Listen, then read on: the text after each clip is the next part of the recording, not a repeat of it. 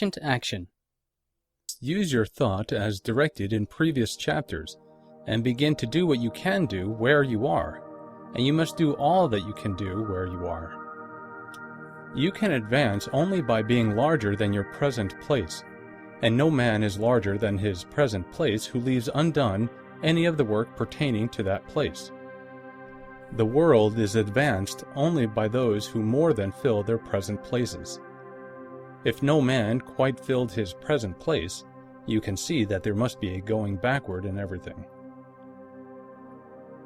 Those who do not quite fill their present places are a dead weight upon society, government, commerce, and industry. They must be carried along by others at a great expense. The progress of the world is retarded only by those who do not fill the places they are holding. They belong to a former age and a lower stage or plane of life, and their tendency is toward degeneration. No society could advance if every man was smaller than his place. Social evolution is guided by the law of physical and mental evolution. In the animal world, evolution is caused by excess of life. When an organism has more life than can be expressed in the functions of its own plane, it develops the organs of a higher plane, and a new species is originated. There never would have been new species had there not been organisms which more than fill their places. The law is exactly the same for you. Your getting rich depends upon your applying this principle to your own affairs. Every day is either a successful day or a day of failure, and it is the successful days which get you what you want. If every day is a failure, you can never get rich, while if every day is a success, you cannot fail to get rich. If there is something that may be done today and you do not do it, you have failed insofar as that thing is concerned, and the consequences may be more disastrous than you imagine. You cannot foresee the results of even the most trivial act. You do not know the workings of all the forces that have been set moving in your behalf. Much may be depending on your doing some simple act. It may be the very thing which is to open the door of opportunity to very great possibilities. You can never know all the combinations which supreme intelligence is making for you in the world of things and of human affairs. Your neglect or failure to do some small thing may cause a long delay in getting what you want. Do, every day, all that can be done that day. There is, however, a limitation or qualification of the above that you must take into account. You are not to overwork, nor to rush blindly into your business in the effort to do the greatest possible number of things in the shortest possible time. You are not to try to do tomorrow's work today, nor to do a week's work in a day. It is really not the number of things you do, but the efficiency of each separate action that counts. Every act is, in itself, either a success or a failure. Every act is, in itself, either effective or inefficient. Every inefficient act is a failure, and if you spend your life in doing inefficient acts, your whole life will be a failure. The more things you do, the worse for you if all your acts are inefficient ones. On the other hand, every efficient act is a success in itself, and if every act of your life is an efficient one, your whole life must be a success. The cause of failure is doing too many things in an inefficient manner, and not doing enough things in an efficient manner. You will see that it is a self-evident proposition that if you do not do any inefficient acts, and if you do a sufficient number of efficient acts, you will become rich. If, now, it is possible for you to make each act an efficient one, you see again that the getting of riches is reduced to an exact science, like mathematics. The matter turns, then, on the questions whether you can make each separate act a success in itself, and this you can certainly do. You can make each act a success because all power is working with you, and all power cannot fail. Power is at your service, and to make each act efficient, you have only to put power into it. Every action is either strong or weak, And when everyone is strong, you are acting in the certain way which will make you rich. Every act can be made strong and efficient by holding your vision while you are doing it, and putting the whole power of your faith and purpose into it. It is at this point that the people fail who separate mental power from personal action. They use the power of mind in one place and at one time, and they act in another place and at another time. So their acts are not successful in themselves. Too many of them are inefficient. But if all power goes into every act, no matter how commonplace, every act will be a success in itself. And as in the nature of things, every success opens the way to other successes. Your progress toward what you want, and the progress of what you want toward you, will become increasingly rapid. Remember that successful action is cumulative in its results. Since the desire for more life is inherent in all things, when a man begins to move toward larger life, more things attach themselves to him, and the influence of his desire is multiplied. Do, every day, all that you can do that day, and do each act in an efficient manner. In saying that you must hold your vision while you are doing each act, however trivial or commonplace, I do not mean to say that it is necessary at all times to see the vision distinctly to its smallest details. It should be the work of your leisure hours to use your imagination on the details of your vision, and to contemplate them until they are firmly fixed upon memory. If you wish speedy results, spend practically all your spare time in this practice. By continuous contemplation, you will get the picture of what you want, even to the smallest details, so firmly fixed upon your mind, and so completely transferred to the mind of formless substance, that in your working hours you need only to mentally refer to the picture to stimulate your faith and purpose, and cause your best effort to be put forth. Contemplate your picture in your leisure hours until your consciousness is so full of it that you can grasp it instantly. You will become so enthused with its bright promises that the mere thought of it will call forth the strongest energies of your whole being. Let us again repeat our syllabus, and by slightly changing the closing statements, bring it to the point we have now reached. There is a thinking stuff from which all things are made, and which, in its original state, permeates, penetrates, and fills the interspaces of the universe. A thought in this substance produces the thing that is imaged by the thought. Man can form things in his thought, and, by impressing his thought upon formless substance, can cause the thing he thinks about to be created. In order to do this, man must pass from the competitive to the creative mind. He must form a clear mental picture of the things he wants, and do, with faith and purpose, all that can be done each day, doing each separate thing in an efficient manner.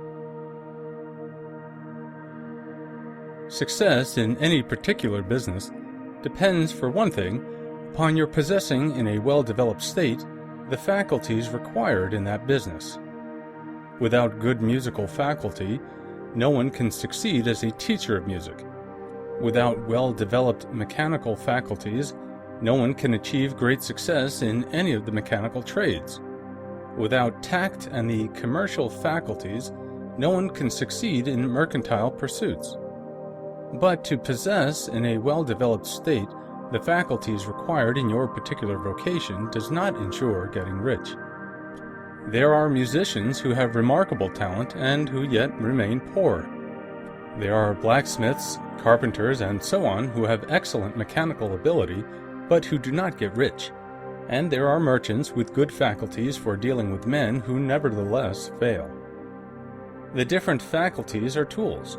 It is essential to have good tools, but it is also essential that the tools should be used in the right way. One man can take a sharp saw, a square, a good plane, and so on, and build a handsome article of furniture.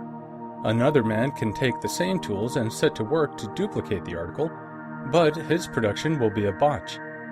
He does not know how to use good tools in a successful way. The various faculties of your mind are the tools with which you must do the work which is to make you rich. It will be easier for you to succeed if you get into a business for which you are well equipped with mental tools. Generally speaking, you will do best in that business which will use your strongest faculties, the one for which you are naturally best fitted. But there are limitations to the statement also. No man should regard his vocation as being irrevocably fixed by the tendencies with which he was born. You can get rich in any business, for if you have not the right talent you can develop that talent. It merely means that you will have to make your tools as you go along, instead of confining yourself to the use of those with which you were born. It will be easier for you to succeed in a vocation for which you already have the talents in a well-developed state, but you can succeed in any vocation, for you can develop any rudimentary talent, and there is no talent of which you have not at least the rudiment. You will get rich most easily in a point of effort if you do that for which you are best fitted, but you will get rich most satisfactorily if you do that which you want to do. Doing what you want to do is life, and there is no real satisfaction in living if we are compelled to be forever doing something which we do not like to do, and can never do what we want to do. And it is certain that you can do what you want to do. The desire to do it is proof that you have within you the power which can do it. Desire is a manifestation of power. The desire to play music is the power which can play music seeking expression and development. The desire to invent mechanical devices is the mechanical talent seeking expression and development. Where there is no power, either developed or undeveloped, to do a thing, there is never any desire to do that thing. And where there is strong desire to do a thing, it is certain proof that the power to do it is strong, and only requires to be developed and applied in the right way. All things else being equal, it is best to select the business for which you have the best developed talent. But if you have a strong desire to engage in any particular line of work, you should select that work as the ultimate end at which you aim. You can do what you want to do, and it is your right and privilege to follow the business or vocation which will be most congenial and pleasant. You are not obliged to do what you do not like to do, and should not do it except as a means to bring you to the doing of the thing you want to do.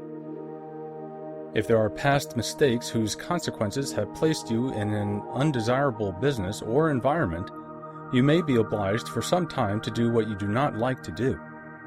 But you can make the doing of it pleasant by knowing that it is making it possible for you to come to the doing of what you want to do. If you feel that you are not in the right vocation, do not act too hastily in trying to get into another one. The best way, generally, to change business or environment is by growth. Do not be afraid to make a sudden and radical change if the opportunity is presented, and you feel, after careful consideration, that it is the right opportunity. But never take sudden or radical action when you are in doubt as to the wisdom of doing so. There is never any hurry on the creative plane, and there is no lack of opportunity. When you get out of the competitive mind, you will understand that you never need to act hastily. No one else is going to beat you to the thing you want to do.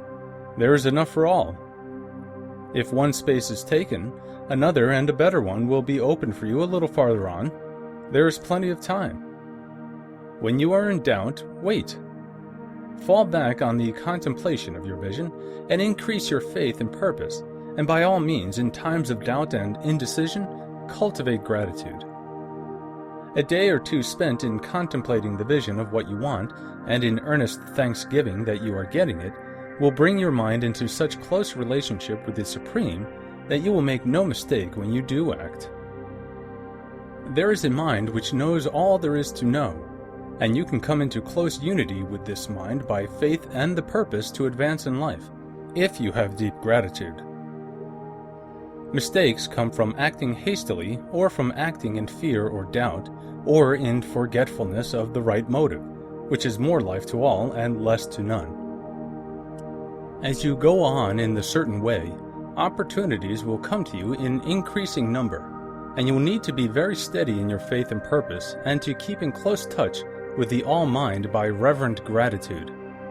Do all that you can do in a perfect manner every day, but do it without haste, worry, or fear. Go as fast as you can, but never hurry. Remember that in the moment you begin to hurry, you cease to be a creator and become a competitor. You drop back upon the old plane again. Whenever you find yourself hurrying, call a halt. Fix your attention on the mental image of the thing you want and begin to give thanks that you are getting it. The exercise of gratitude will never fail to strengthen your faith and renew your purpose. Whether you change your vocation or not, your actions for the present must be those pertaining to the business in which you are now engaged. You can get into the business you want by making constructive use of the business you are already established in, by doing your daily work in a certain way. And insofar as your business consists in dealing with other men, whether personally or by letter, the key thought of all your efforts must be to convey to their minds the impression of increase. Increase is what all men and all women are seeking. It is the urge of the formless intelligence within them, seeking fuller expression. The desire for increase is inherent in all nature. It is the fundamental impulse of the universe. All human activities are based on the desire for increase. People are seeking more food, more clothes, better shelter, more luxury, more beauty, more knowledge, more pleasure. Increase in something, more life. Every living thing is under this necessity for continuous advancement. Where increase of life ceases, dissolution and death set in at once. Man instinctively knows this, and hence he is forever seeking more. This law of perpetual increase is set forth by Jesus in the parable of the talents. Only those who gain more retain any. From him who hath not shall be taken away even that which he hath. The normal desire for increased wealth is not an evil or a reprehensible thing. It is simply the desire for more abundant life. It is aspiration. And because it is the deepest instinct of their natures, all men and women are attracted to him who can give them more of the means of life. In following the certain way as described in the foregoing pages, you are getting continuous increase for yourself, and you are giving it to all with whom you deal. You are a creative center from which increase is given off to all. Be sure of this and convey assurance of the fact to every man, woman, and child with whom you come in contact. No matter how small the transaction, even if it be only the selling of a stick of candy to a little child, put it into the thought of increase, and make sure that the customer is impressed with the thought. Convey the impression of advancement with everything you do, so that all people shall receive the impression that you are an advancing man, and that you advance all who deal with you.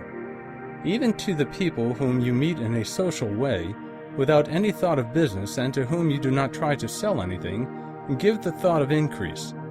You can convey this impression by holding the unshakable faith that you yourself are in the way of increase, and by letting this faith inspire, fill, and permeate every action. Do everything that you do in the firm conviction that you are an advancing personality, and that you are giving advancement to everybody.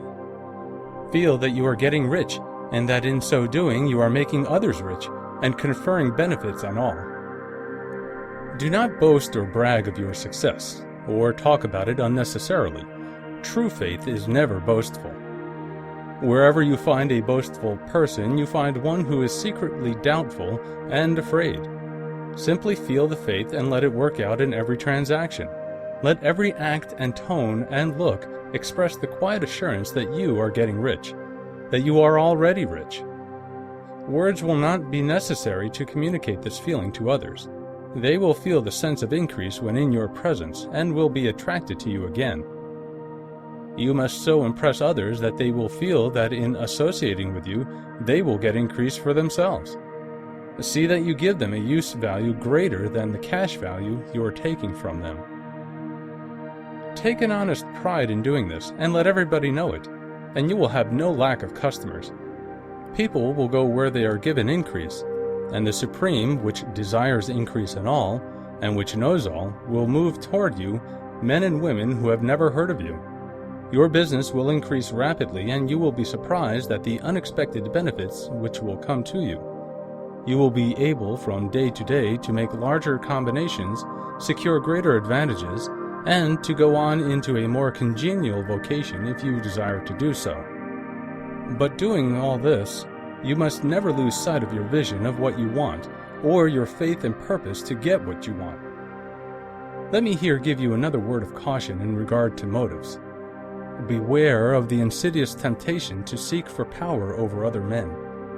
Nothing is so pleasant to the unformed or partially developed mind as the exercise of power or dominion over others. The desire to rule for selfish gratification has been the curse of the world. For countless ages, kings and lords have drenched the earth with blood in their battles to extend their dominions. This not to seek more life for all, but to get more power for themselves. Today, the main motive in the business and industrial world is the same. Men marshal their armies of dollars and lay waste the lives and hearts of millions in the same mad scramble for power over others.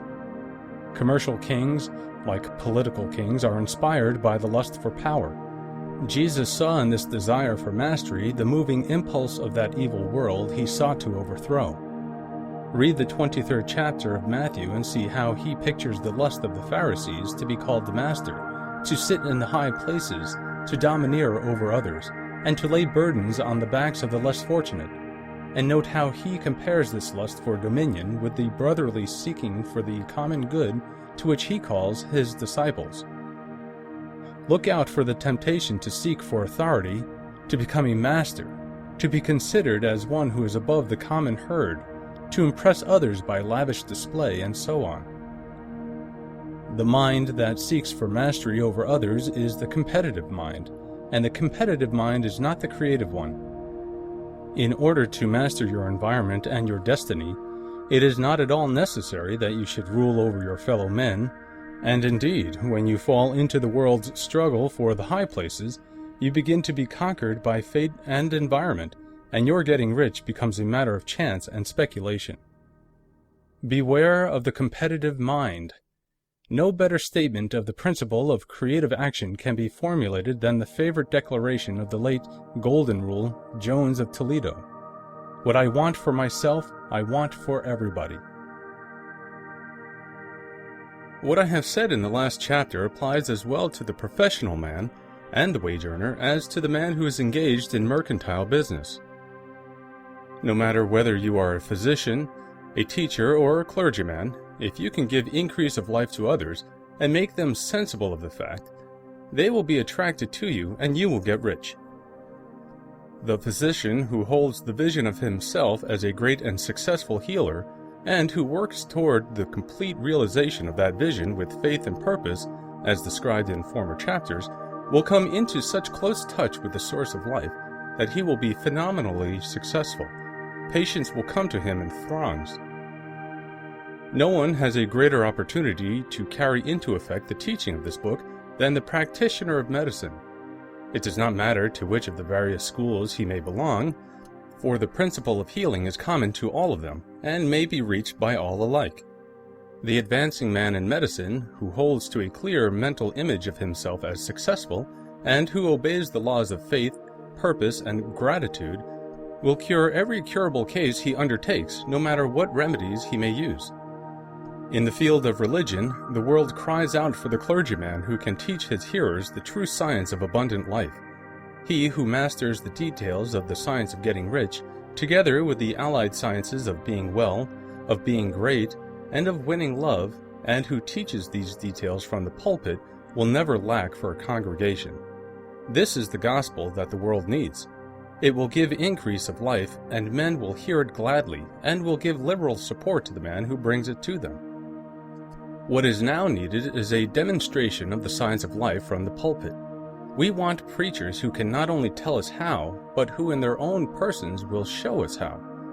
We need the preacher who will himself be rich, healthy, great, and beloved to teach us how to attain these things. And when he comes, he will find a numerous and loyal following. The same is true of the teacher who can inspire the children with the faith and purpose of the advancing life. He will never be out of a job. And any teacher who has this faith and purpose can give it to his pupils, He cannot help giving it to them if it is part of his own life and practice. What is true of the teacher, preacher, and physician is true of the lawyer, dentist, real estate man, insurance agent, of everybody. The combined mental and personal action I have described is infallible. It cannot fail. Every man and woman who follows these instructions steadily, perseveringly, and to the letter will get rich. The law of the increase of life is as mathematically certain in its operation as the law of gravitation.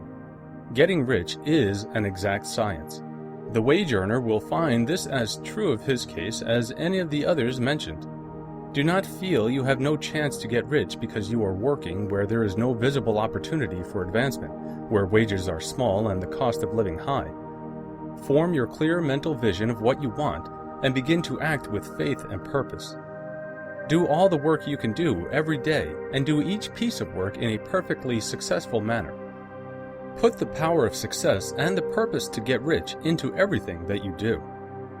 But do not do this merely with the idea of currying favor with your employer in the hope that he or those above you will see your good work and advance you. It is not likely that they will do so.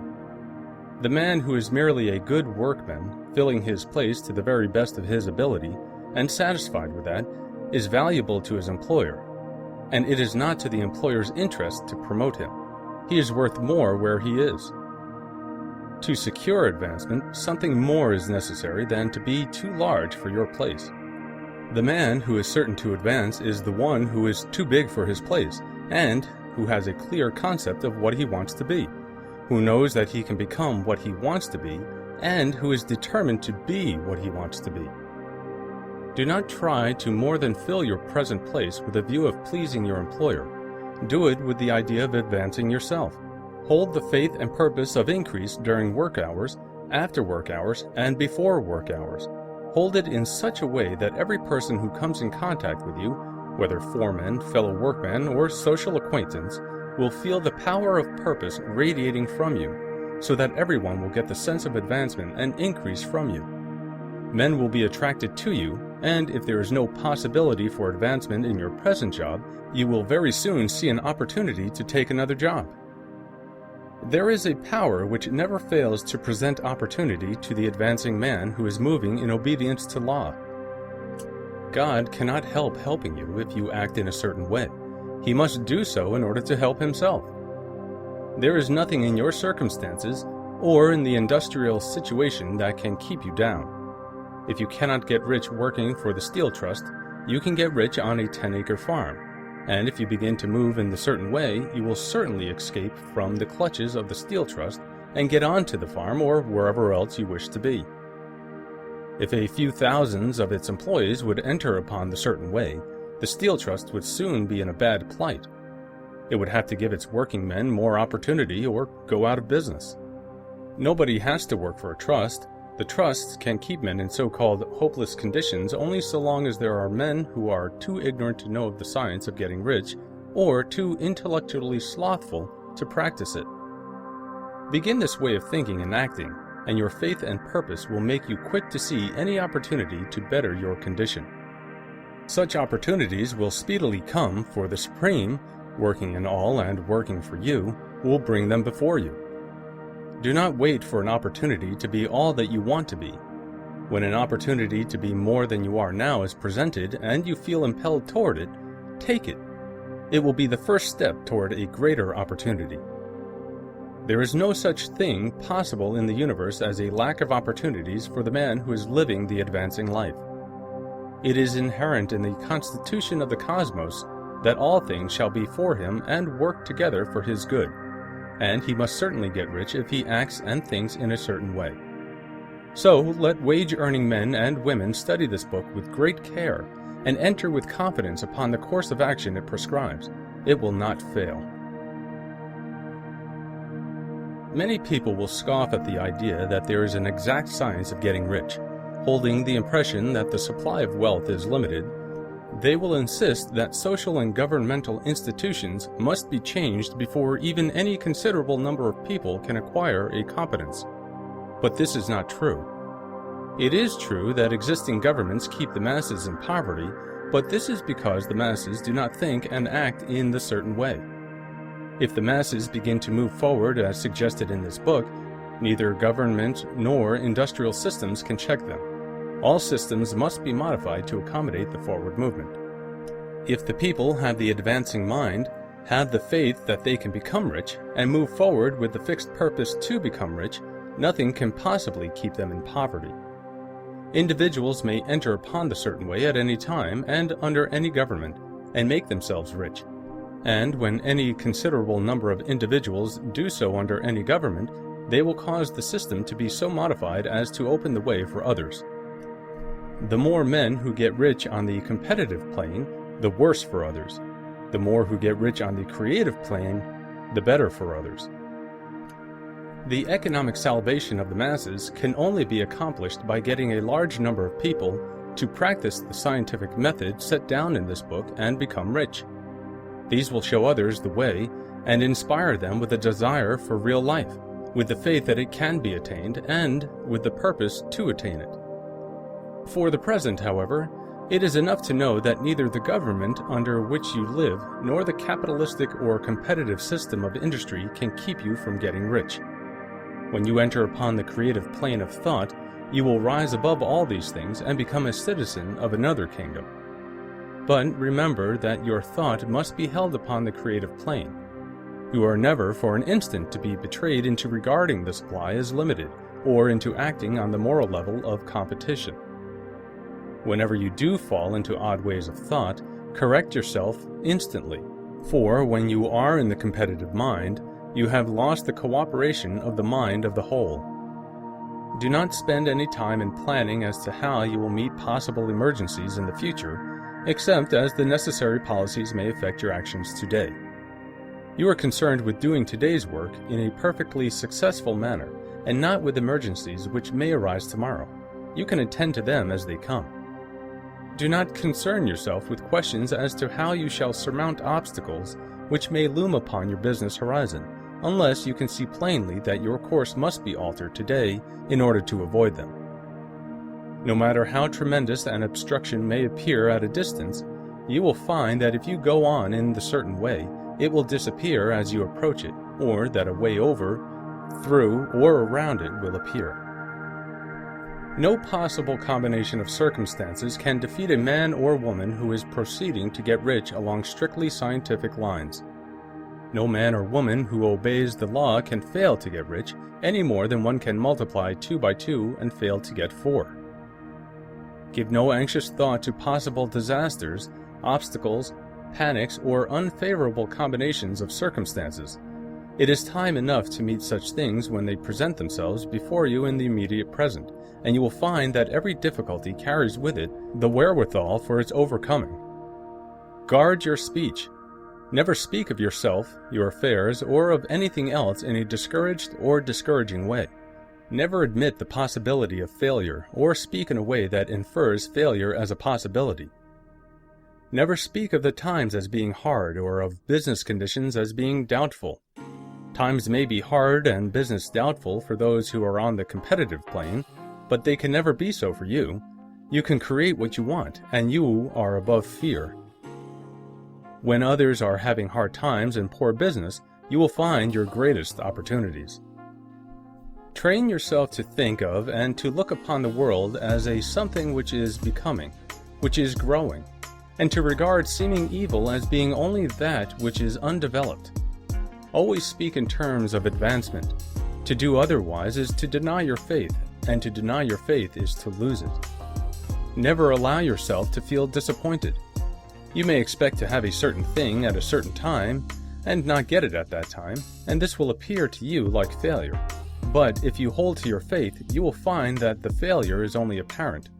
Go on in the certain way, and if you do not receive that thing, you will receive something so much better that you will see that the seeming failure was really a great success. A student of this science had set his mind on making a certain business combination which seemed to him at the time to be very desirable, and he worked for some weeks to bring it about. When the crucial time came, the thing failed in a perfectly inexplicable way. It was as if some unseen influence had been working secretly against him. He was not disappointed.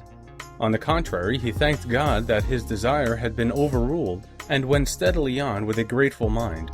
In a few weeks, an opportunity so much better came his way that he would not have made the first deal on any account, and he saw that a mind which knew more than he knew had prevented him from losing the greater good by entangling himself with the lesser. That is the way every seeming failure will work out for you, if you keep your faith, hold to your purpose, have gratitude, and do every day all that can be done that day, doing each separate act in a successful manner. When you make a failure, it is because you have not asked for enough. Keep on, and a larger thing than you were seeking will certainly come to you. Remember this. You will not fail because you lack the necessary talent to do what you wish to do. If you go on as I have directed, you will develop all the talent that is necessary to the doing of your work. It is not within the scope of this book to deal with the science of cultivating talent, but it is as certain and simple as the process of getting rich. However, do not hesitate or waver for fear that when you come to any certain place you will fail for lack of ability. Keep right on, and when you come to that place, the ability will be furnished to you. The same source of ability which enabled the untaught Lincoln to do the greatest work in government ever accomplished by a single man is open to you. You may draw upon all the mind there is for wisdom to use in meeting the responsibilities which are laid upon you. Go on in full faith. Study this book. Make it your constant companion until you have mastered all the ideas contained in it. While you are getting firmly established in this faith, you will do well to give up most recreations and pleasure, and to stay away from places where ideas conflicting with these are advanced in lectures or sermons. Do not read pessimistic or conflicting literature, or get into arguments upon the matter. Do very little reading outside the writers mentioned in the preface. Spend most of your leisure time in contemplating your vision, and in cultivating gratitude, and in reading this book. It contains all you need to know of the science of getting rich, and you will find all the essentials summed up in the following chapter. There is a thinking stuff from which all things are made, and which in its original state permeates, penetrates, and fills the interspaces of the universe. A thought in this substance produces the thing that is imaged by the thought. Man can form things in his thought, and by impressing his thought upon formless substance, can cause the thing he thinks about to be created. In order to do this, man must pass from the competitive to the creative mind. Otherwise, he cannot be in harmony with the formless intelligence, which is always creative and never competitive in spirit. Man may come into full harmony with the formless substance by entertaining a lively and sincere gratitude for the blessings it bestows upon him. Gratitude unifies the mind of man with the intelligence of substance, so that man's thoughts are received by the formless. Man can remain upon the creative plane only by uniting himself with the formless intelligence through a deep and continuous feeling of gratitude. Man must form a clear and definite mental image of the things he wishes to have, to do, or to become, and he must hold this mental image in his thoughts while being deeply grateful to the Supreme that all his desires are granted to him. The man who wishes to get rich must spend his leisure hours in contemplating his vision, and in earnest thanksgiving that the reality is being given to him.